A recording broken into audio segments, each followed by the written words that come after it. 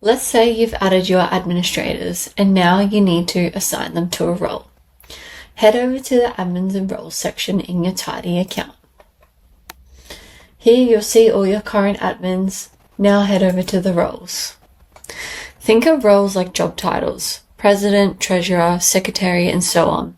You can use the built-in ones that TidyHQ accounts come with, or you can create your own to match how your organization works. So as you can see in this particular example, we already have a set of predefined roles here, and we already have some admins assigned to each role. Under this role, the treasurer, we need to assign an admin.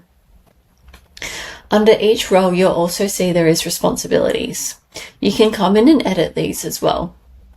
If you'd like to add a new role, all you need to do is select new role and add in the role name. So I'm just going to put test for this example, and then you can go ahead and add in the responsibilities as well.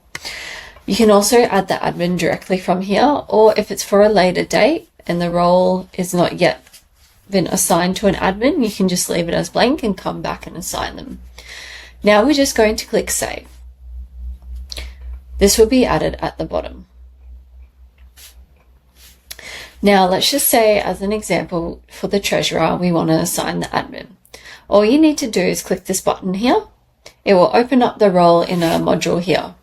Now, see, you can edit the responsibilities, so you can go ahead and do that too before you assign the admin, or you can just go ahead and assign the admin.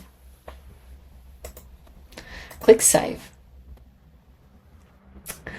So Jasmine is now the treasurer, and these are her responsibilities.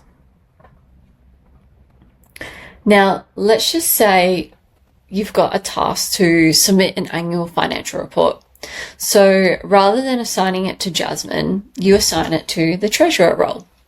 That way, if Jasmine steps down mid-season surprise, you can just assign the new admin to the treasurer role, and all those tasks will follow the role. Nothing will fall through the cracks. So just keep that in mind. This is why we assign the admin to the role.